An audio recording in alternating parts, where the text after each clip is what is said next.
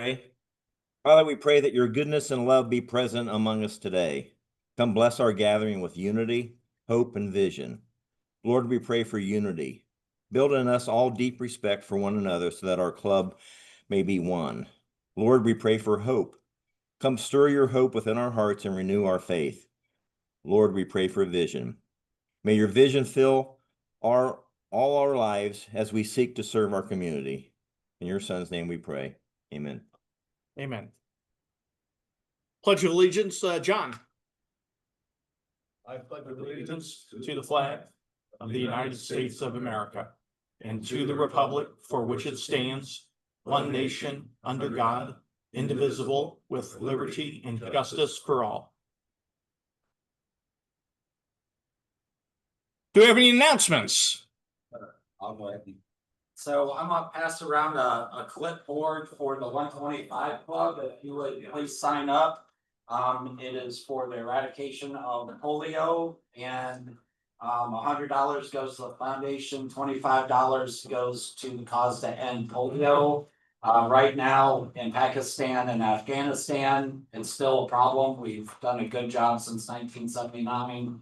Kind of getting the vaccines, and most of the world is 99% of the world is under control.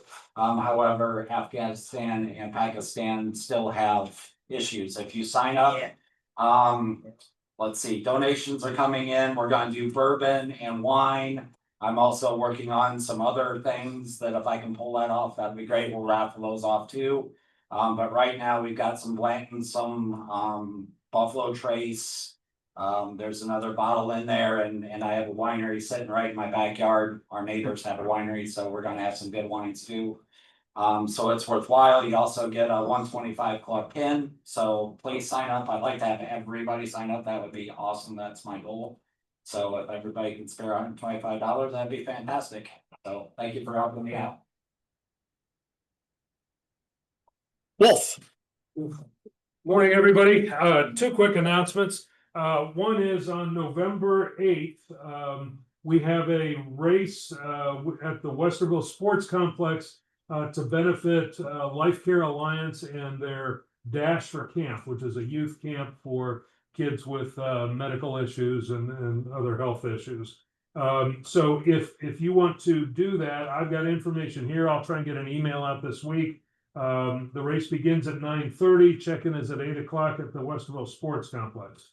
And also this is Socktober, which means we are collecting for people experiencing homelessness. We're going to give our donations to Dublin One, or One Dublin, I guess. We're looking for socks, hats, scarves, and underwear.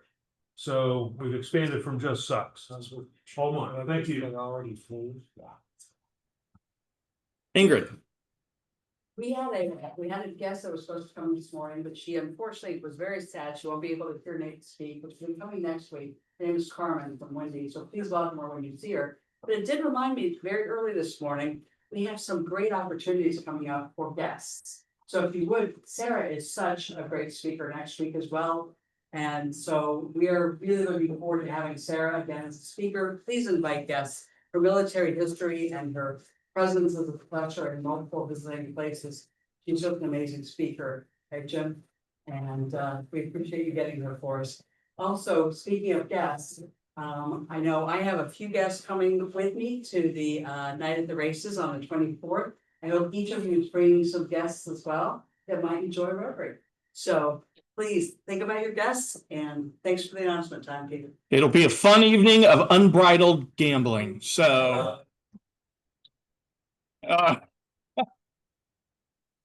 all right. Andrea, if you could come on up here, and John and Sadath. We have some special guests here today from Kenya and Tanzania. And so Andrea Andrea, if you could introduce yourself. Andrea's from the Ohio State Medical Center? Or? Yeah, from the Ohio State University Nisonga Center that's at the Medical Center as well. Yeah, so we are University Center of Excellence in Developmental Disabilities, and I have been fortunate for the last 4 weeks to host 2 civic engagement fellows, Sadath and John, who are from Tanzania and Kenya. They are doing great work in their countries related to disability and outreach and advocacy. And John is the president of the Naruku Rotary. So he introduced me to Rotary and wanted to come and be able to attend at least a meeting. So George was kind enough to. All right, thank you. And so now you're involved in Rotaract, is that correct? Yes, I involved in Rotary indirect. I'm not that member direct, but a non-profit that I lead, our chairperson of the executive committee is a French from Paris. He's a member of Rotary. And the good news is that this year, Rotary in Paris have donated 10 computers to go in Tanzania to launch the lab for young mothers. So to empower them in digital skills. So Rotary is my family. John, would you like to say anything? Yeah. Good morning. My name is John. I'm from the Rotary Club of Bahati. With our mother club is Rotary Club of Tumishi, Nairobi. I'm the current president for the year.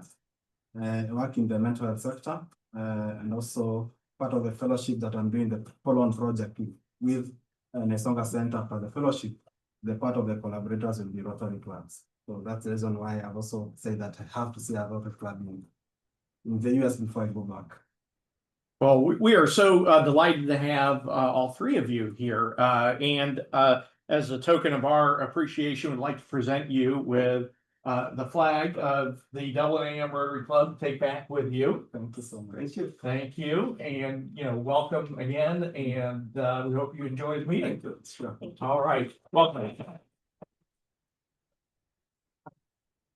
Barb, if you could come on up, we're going to have a very short update from about Deep Griha. Yes.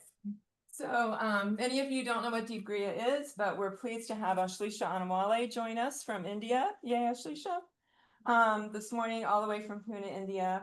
Pune is home to the Deep Griha program. There's information on your tables about that program.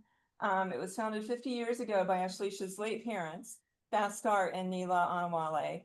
Our club supported this program in Jean's presidential year with a generous donation of $4,000 to assist with farming and nutrition initiatives there. There's info on your tables, as I said, about that.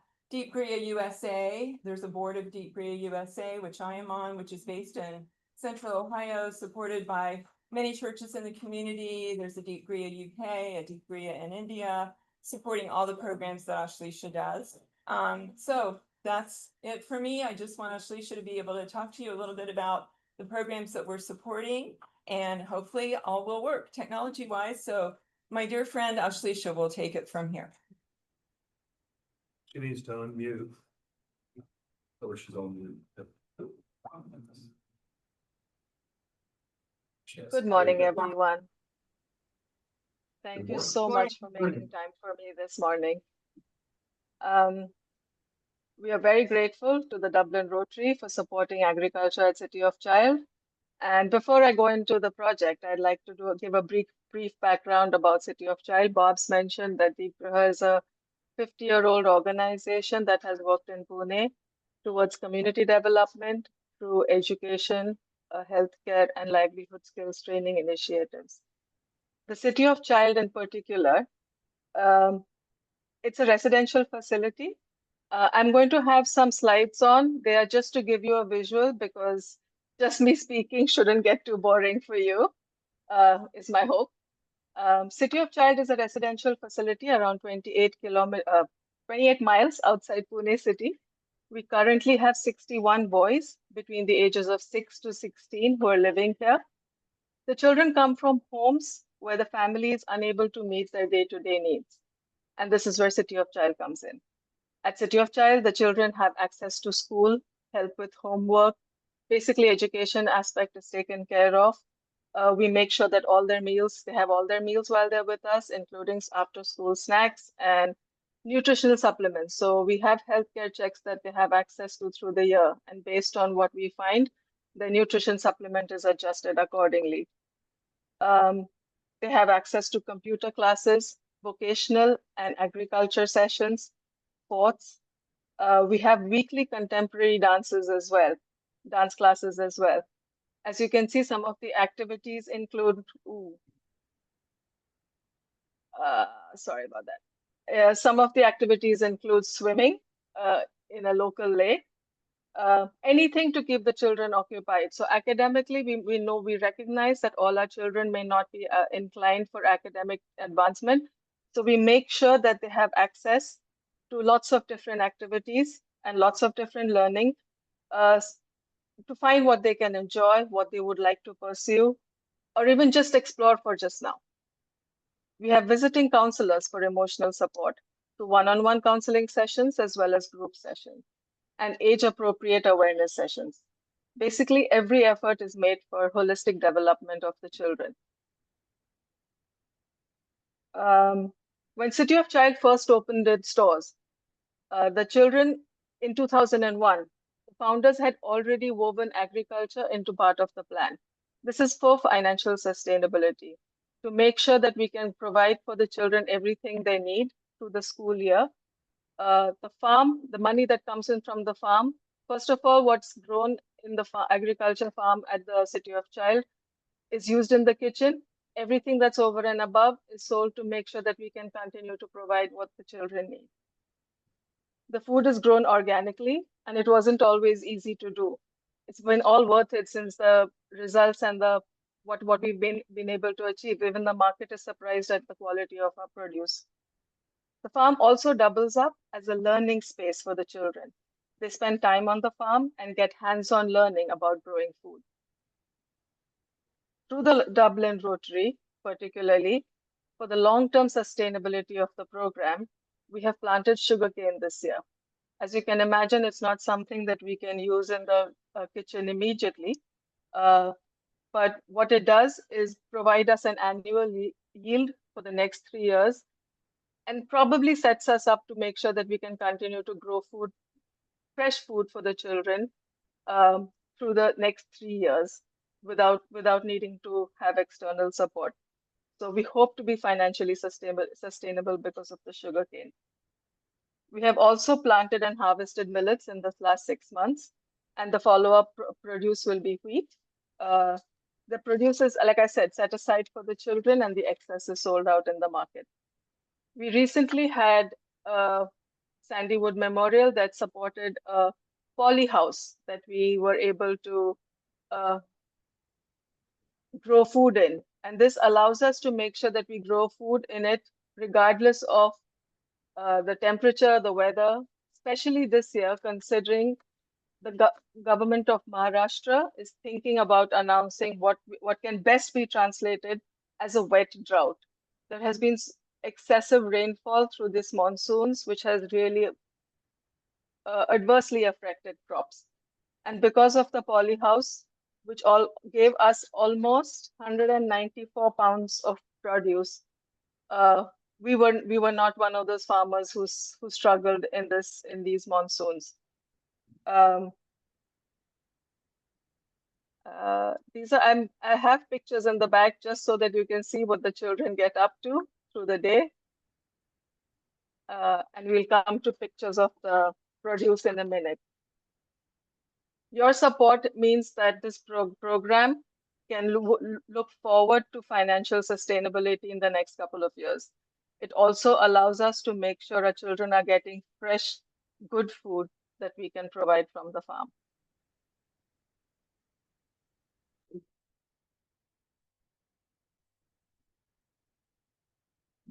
This is the sugarcane I was talking about. We have about 3 acres of sugarcane, which will definitely help us with our financial sustainability. This is the poly house. We have lots of vegetables. We've had green leafy vegetables, and right now what you can see is tomatoes and eggplant.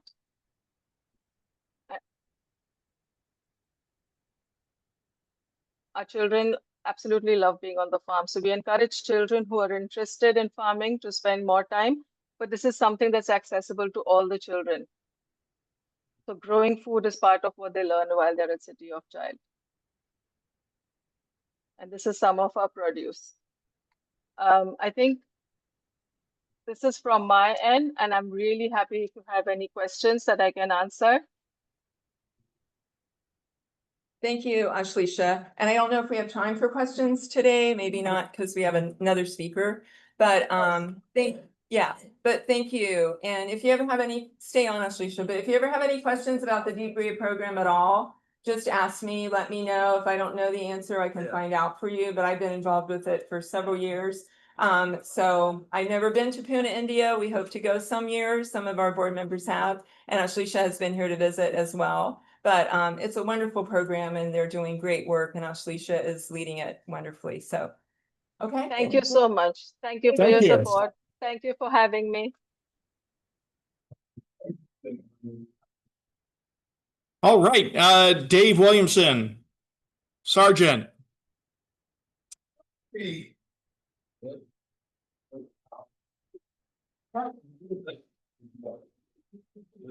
That will not do. Let me try that one more time. Good morning, Rotary. It's better. We have several guests with us today. So I'm going to go down the list. Chitra is back with us. Where is she? Here she is, as guest of Ingrid. Glad to have you back. Thank you. Calvin has two guests, one of which is our speaker, but you have an additional guest. Yeah, I have Cole Bessonette from the Sweet Tooth Cottage in town, a boutique bakery. All right. Come back often, sweet. All right, we've introduced our two guests from Kenya. Glad to have you with us. And Andrea Whitmer is back with us. Where's Andrea? There she is in the back. Guest of Peter. So welcome all of our guests. Okay, real quick then, since we want to get to hear this, our speaker this morning. October 10th, today in history, just for those that are interested, it's the 283rd day of the year with 82 days remaining. So that means what? 75 shopping days till Christmas. So you were forewarned and forearmed here. All right. Did you know that on October 10th in 1871, the Great Chicago Fire was finally extinguished?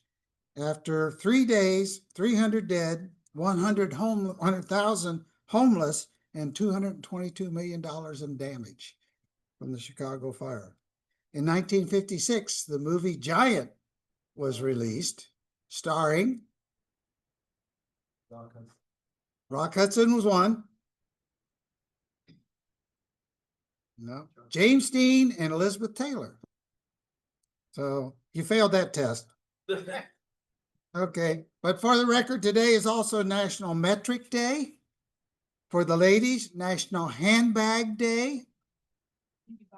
It's National Walk to the Park Day. But best of all, it's National Angel Food Cake Day. So for that, Sergeant at Arms question of the day. In this day in history, John Lennon released his most successful single record. What was it? Imagine. Imagine is it. Congratulations there. Okay, we're ready to draw. Rotary protocols in effect, gentlemen and ladies. So 3 things are required with Rotary protocol. Number 1, must have your badge, right? Number 2, must have your pen. Number 3, you got to have business card. Okay, now having it is one thing. The most important part of it is you're not fined if you gave one out. But if you have it and didn't give it out, it's still $1. So, all right, small pot, $20. The large pot is $334. Let me get the tickets. That would help.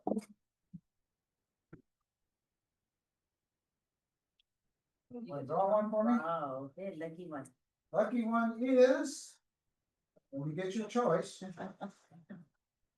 Last 4, 3, 6, 8, 0. 3, 6, there's the other. Right. You have your choice. Small pot for $20, or you can go for the big pot. He'll go for the big pot. All right. Controversial. Yeah. Good luck. Last 4. 3660. That's me. Good choice. All right. Thank you, Dave. All right, Calvin, come on up here and introduce Nate, our speaker, Nate Green.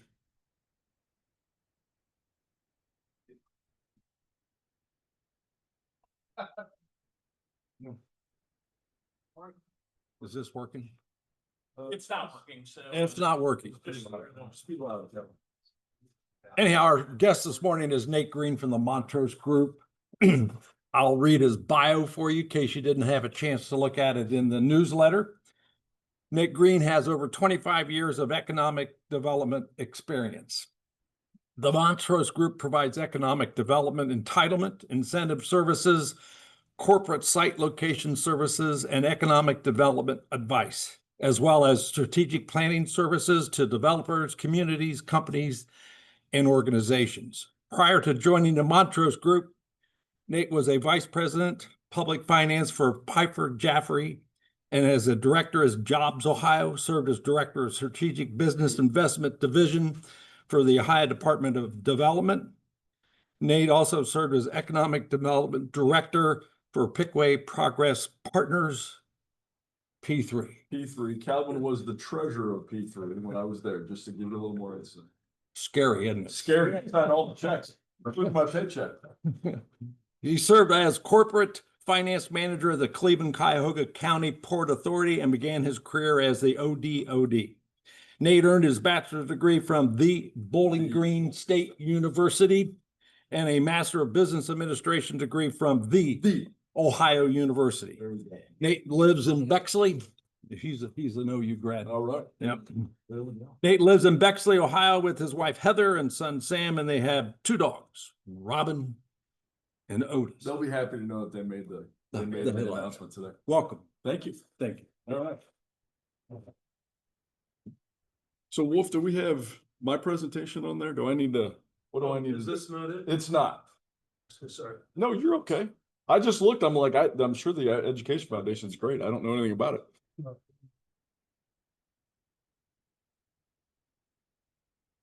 I'm just here. Tell you what. It's on the desktop. Dublin Education Foundation, right? You know what? I can make up stuff. Absolutely. Let's go. Put it over Right. here. There we go. There we go. Perfect. Okay. All right. And do they see that on the Zoom? Yep. as well? Okay, great. Okay. All right. Well, thanks for having me here. It's great to see you all this morning, bright and early, in Dublin. I think Calvin, I was here. What I spoke. You had me here speaking at another event, maybe 3 or 4 months ago. Yeah, I think April, May. that was for the PAL chamber. It was. Yeah. All right. Well, Calvin talked about our group, but the Montrose Group, we're an economic development consulting group. We've helped the city of Dublin. We did a Dublin CIC strategic plan. I was talking to Councilmember Keeler a little bit ago about it. But we provide economic development consulting to communities, cities, counties, and then we also do economic development consulting, incentive work for companies, industrial developers, residential developers, companies that are growing as well. So that is our team. There are 6 of us strong. We also do lobbying. One guy on our team spends his time at the State House. I don't spend any of my time there, and I don't want to. So, but that is our team. All right. So I'm gonna give you a Central Ohio economic development update, and I'll talk about Anduril. I'll talk about Intel. I'll talk about energy, data centers. I'll talk about our office market, industrial market, and I will try my best to get through that all in 20 minutes. All right. So I think these are always just interesting things to look at and show. The 6 of the fastest growing regions in Ohio are in the Central Ohio market. So you look there and you see Union County, Delaware County, Fairfield County, Franklin, Pickaway, and Licking. All of those 6 of the top 8 growing counties in the state of Ohio are in Central Ohio. we live here. We know this, but it's interesting because I do work all across the country, but we do a lot of our work in Ohio. And when you go to other places of Ohio, they're not growing like we are, and they don't like Columbus. I mean, that's a little bit of an exaggeration, but certainly we live here, we know it's growing, but I think it's always interesting for us just to remember how much we've grown. I moved here in 2000, and I think the population, our MSA's population was about 1.6 million in 2000. Our MSA's population today is 2.3 million. So we've grown a lot. Now, the interesting part of that is that some of that growth has come from outside of the area, and you see the places where it's come from: New York and Phoenix, Chicago, Miami, some of those places. Unfortunately for the rest of Ohio, and this is probably why they don't like Columbus, is that a lot of that population has come from other places in Ohio. Cincinnati, Cleveland, Dayton. I'm from Toledo, so I'm part of the problem. Zanesville, Athens, those kind of places. But Columbus has grown. It's grown. We have Ohio State University here. We have a lot of other great universities here. That's people come here. There's jobs here. They stay. They don't go back to their home. So that is the reason we're growing. If you look at the populations too, we don't have it up here, but just so you all know, the only other places in Ohio that are growing, and they're not growing at a great pace, but the Cincinnati MSA grew a little bit in the last census. And the Dayton MSA grew a little bit in the last census. The other MSAs in Ohio, the Cleveland MSA has stayed steady. The Toledo MSA is about steady. Youngstown has lost population. The Appalachian Ohio has lost population. So Columbus is growing. The rest of the state is not. This is a forecast that came out from Morpsey a couple years ago, but you can see there that it looks like by 2050 we'll have a population in our metropolitan statistical area, which is the 11 counties, including Franklin County. We'll have 3 million people in it. That's the kind of the mid-range estimate. If we don't do things right and we don't continue building houses, our population is actually going to decrease. But that 2 million number is very unlikely because we continue to see growth. In the last population, we've continued to see it. If we add the residential the homes that we need, we could grow by 3.7. I'm not going to talk about it today, but we are not growing the homes, the residences that we need in Ohio. We need about 20,000 units a year in the whole region, and I think last year we had 11,000 units, something like that. So we're not growing the housing stock that we need. These are all, and there could be more that are on here, but these are some of the big announcements that have happened in the last couple of years in our region. Honda invested they invested in Marysville. They also invested down in Washington Courthouse. Anduril, I'll talk about Anduril. Sofidel, which is down in Circleville, grew. Google has the massive data center complex. If you go down on 23, if you take 270 around to 23, going to Sada Downs or whatever the heck it's called now, there's that big Google data center complex there. AWS they have invested $7.8 billion in the region. They've announced another, I think, $5 to $7 billion in the region now. Whether they build that or not, who knows? But at least they've talked about it. Intel is obviously a big deal. Pharmative is pharma manufacturing, and then Illuminate has they announced that they're going to have 850 jobs. They actually have 1,600 people making solar panels out in Pataskala. So there's a lot going on in our region. The interesting part of, and I don't have Amgen on here, but Amgen was another big announcement. The interesting thing is that our economy is changing in good ways. We now have the defense sector in Anduril in Central Ohio. We've really never had that. We had the DSCC and the Defense Finance Center over at Whitehall, but that really, I mean, it's defense, but it didn't. There's not a lot of supply as part of that. It didn't add a whole lot. Now we have Anduril. That's going to have Anduril and a bunch of suppliers come in. That's a big deal. We've never had that in Central Ohio. We are now doing much more in the biosciences, life sciences sectors. You look at Gift Health. Formative, and then Amgen, and those are just three, are all in the life sciences space where we really didn't have, I don't want to say we didn't have that, but 30 years ago, we really didn't have much in the life sciences. And now we have a lot more of that. One Columbus, which is our regional organization for economic development, one of their key sectors now is life sciences. And it's because we're growing that sector. We continue to grow it, and we're going to have more. There's a lot more going on in life sciences than there used to be. So you probably all heard about this, read about this. It was a big deal back in December, January. Anduril, which is a defense contractor, they make drones, they make missiles, they make all kinds of things for the defense industry. They're a new company. They're a startup. However, they're funded they're funded by a guy named Palmer Luckey is their chairman. He was the guy that founded the Oculus headset, which I've never used in my entire life, but he founded Oculus. Meta bought it. I think they bought it for $300 million. He's the guy that founded Anduril. If you know Peter Thiel, big investor, he's the biggest investor in Anduril. So they've got a lot of money. They have already a lot of defense contractors, defense contracts with not only our government, but they've also have contracts throughout the world.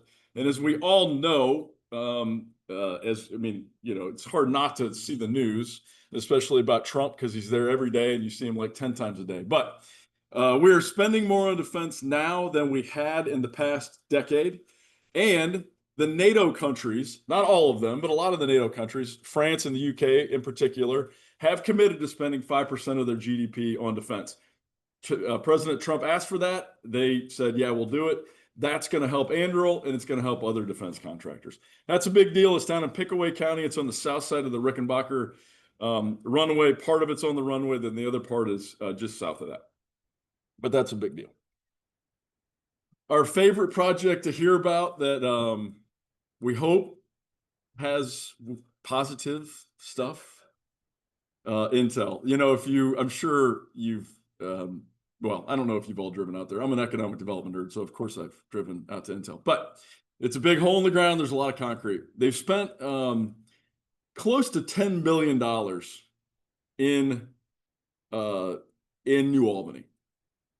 Their biggest challenge, they don't have a product for that plant. They don't have anybody that's they're not making chips that they're gonna make in that plant. That is their biggest challenge. It's why Peter, you said his name and I can't remember what his name is, his last name now, but their last chairman, that's why he's not there anymore, because he built this plant and they didn't have a product for it. NVIDIA has invested in Intel. That announcement came out in the last, let's say, 2 months. The federal government has invested in Intel. There's been a lot of activity in the semiconductor world in the last 2 months. You saw recently that AMD is going to start making chips for NVIDIA. There's a lot of movement in this sector. I talked about the defense sector and how we're spending more on defense. My hope, and I think a lot of the hope of people around Intel and in the economic development sector, is if you kind of read the tea leaves, there will be chips made in New Albany. Now, I don't know what year it's going to be, because originally that plant was supposed to open in 2026. They've now said it's going to open in 2031. But it's a huge investment. It's a huge investment by them. It's a huge investment by the federal government, by NVIDIA. They will figure out what chips are going to make there. They're probably going to have a joint venture with somebody, and they will finish that plant. That is what I believe is going to happen. They wouldn't keep spending money if that wasn't going to happen. Now, there has been a slowdown. There's no way to kind of avoid that, but there's been a lot of positive momentum just in the semiconductor world recently, which is good. All right, so I was at a session at the Ohio Chamber all about energy the other day. So we have an energy crisis in Central Ohio. We have an energy crisis in Ohio. We have an energy crisis in the United States. We all use our cell phones. We all are using artificial intelligence, whether we know it or not. And we're all using technology for all kinds of things. We're using computers, or we're using our cameras and Zoom and all kinds of stuff. And all of that stuff gets stored in the cloud. In the cloud, I mean, we can all talk about the cloud, but it's just a bunch of servers in a data center. That's the cloud. And we have them in Dublin. We have them right here in Dublin. We have some data centers that are out there off of Cosgrave. They're great. They make they've made life easier for us, but they require a lot of energy. When I got in economic development in 1999, if we had a project that required 5 megawatts of power, we were like, holy Toledo, that's a lot of freaking power, right? 5 megawatts of power today, you'd be like, nah, that's nothing. Because these data centers come in and they're like, we need a gigawatt of power. I don't even know what a gigawatt is. I just know it's a lot. So, I did learn this week though. A nuclear plant produces 1 gigawatt of power. I learned that, which I thought was interesting because we need like 30 gigawatts of power just to serve what AEP's requests are. 30 nuclear plants to serve the AEP requests. So that's our big problem right now. AEP has requests for 30 gigawatts of power for data centers. They, in their footprint in Ohio today, have 8 gigawatts of power. They're about to add another 5 gigawatts, and then they have requests for 30 gigawatts. We don't have the power. We have all these great solar panels that are making power, but the problem is solar only produces energy when it's sunny out. Well, I guess it's sunny in Ohio today, but it's not going to be. Yes. Folks about why solar is not just like on every big rooftop. I mean, we have all these hospitals, Yep. all these campuses. They said state of Ohio's laws fundamentally changed 2 or 3 or 4 years ago. That make it economically very disadvantageous to have solar here. So they got rid of the legislature in, I don't remember what year it was, but the legislature, we had energy credits when Ted Strickland was governor, which was a long time ago. Yeah, the state they had put in credits and energy, things to encourage that, and those went away in favor of I'm not sure what, but yeah, it is difficult to put solar, and now it's also, oh yeah, and we need all of those, yeah, and we need all those solutions. You need solar. Wind doesn't really make any sense anymore, not as much as it used to. We need nuclear, we need all these solutions because we have a huge demand, but we also, at the same time that we had the huge demand, we got rid of a bunch of plants. So, supply and demand really isn't working. I already talked about this, but just to give you a thought, and this is actually a little bit behind, we have 40 plus data centers in Central Ohio. And there's 4,100 acres dedicated in Central Ohio to data centers. That number is only going to grow because we are AEP and the PUCO and PJM will figure out how to get more power. And we're one of Central Ohio is one of the hottest markets for data centers. It has been and it will continue to be. What's the type? 3 different types there. What are the? Oh, yeah, sure. So the blue are called hyperscalers. Hyperscalers are Amazon, Facebook, Meta. Amazon, Meta, Google, Microsoft. I might be missing one, but those are the hyperscalers. The 23% are co-locators. So, and I can't remember the name of those. Cologix Cologix has a bunch of facilities. I don't know if they have any in Dublin. I know they do in Westerville. That's a co-locator. So they're not just that, they're having data for a bunch of different entities. And then the other one are called enterprise. Those are ones that 12%, it Discover's on there because Discover has a data center in Ohio or in Central Ohio. So does JP Morgan Chase. Those are the data center. AEP has its own data center. Those companies that have their own data centers that store their own data. We've had the green ones. We've had those in Central Ohio since probably 2002, 2003. It's the other two that have blossomed over the last 5 years.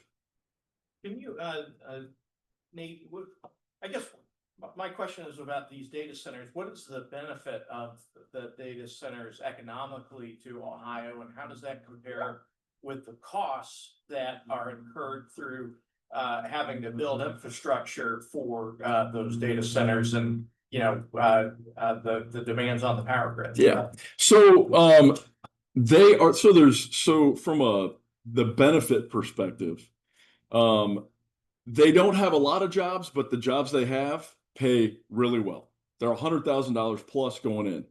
I mean, like the first guy going in is making $100,000, and the rest of them, the other 25 to 50 are making more than that. And that's in one data center, right? 250,000 square feet. They've got 50 people working there. So that's one benefit. It's not 500 people, but it's still a huge benefit, and they make a lot of money. One of the big benefits is property taxes. Now, if we continue to have property taxes, like we do, we're in a state of flux with property taxes in Ohio, but they generate a lot of property taxes because they're valued so high.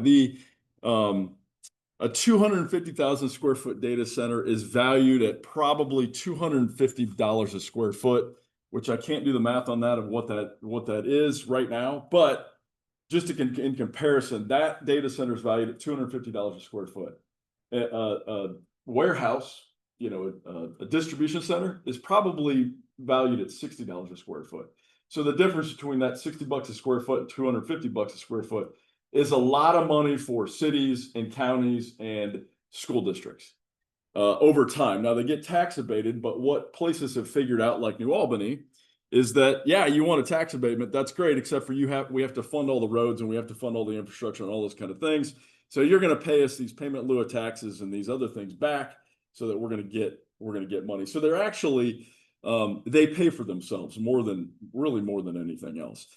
They used to be really big drains on water and sewer, but they're not anymore. The data centers that are being built today and will be built are air cooled or some other form. They don't use as much water as they used to. So that is a different thing. So yeah, they take up land, but they also you don't produce much traffic. If there's only 50 people going there, that's not a lot of traffic. So I don't know. I mean, they take up a lot of land, but they also, I think, bring a lot of value over time.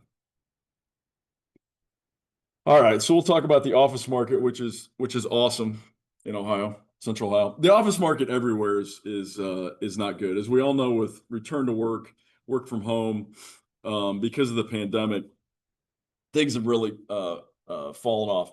In Central Ohio, across the region, there's a 9.1% vacancy rate. That's all of everything. That's downtown Columbus. That's the Dublin submarket. That's the northeast submarket. All that's at 9.1%. The nation is at 14.1%. So we're actually doing better than the rest of the nation. Our net absorption over the last 12 months, which means net absorption is basically companies coming in and companies leaving. It was negative by 25,000 square feet, but we've had 2 consecutive quarters of positive absorption, meaning more people coming in than people leaving before that.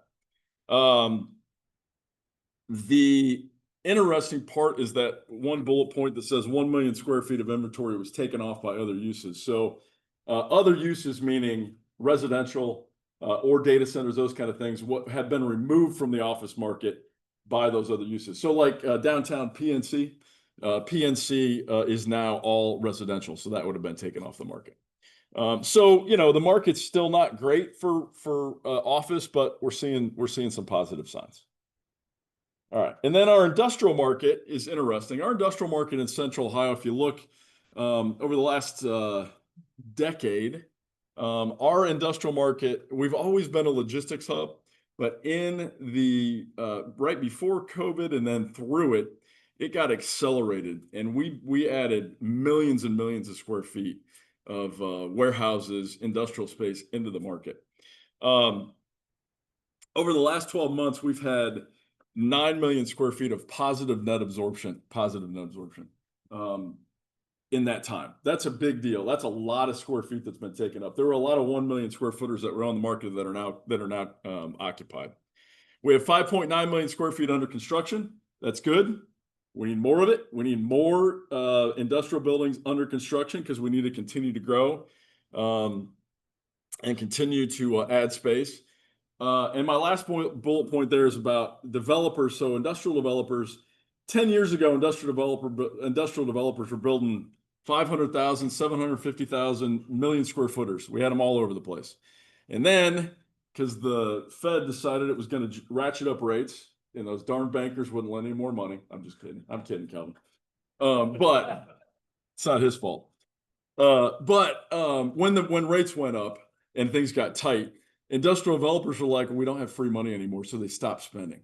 Over the last year in Central Ohio, they started to spend again, but they were spending in building buildings that are smaller, 100,000 to 250,000 square feet. That probably through the middle of this year was a trend. But actually what we're seeing now is that trend is starting to pick up, and we're starting to build more of those big buildings I talked about, because we need more big buildings. We've had such great growth in the market. We filled them all up. So now we need more. So we're doing well. All right, Peter, hopefully I finished in good time. You did. All right. Other questions before I finish up? All right, awesome. Thank you all very much. Thank you, Nate. You're welcome.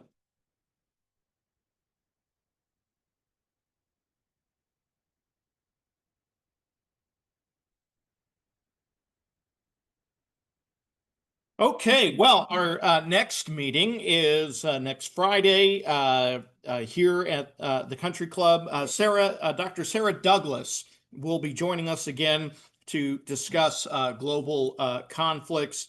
The quote of the day, I had a hard time finding a quote on economic development, so I went with Warren Buffett, just a life lesson not really related to today's presentation.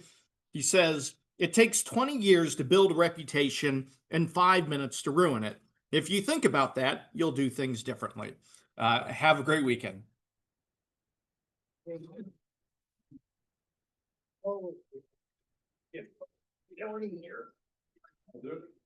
job. Thank you.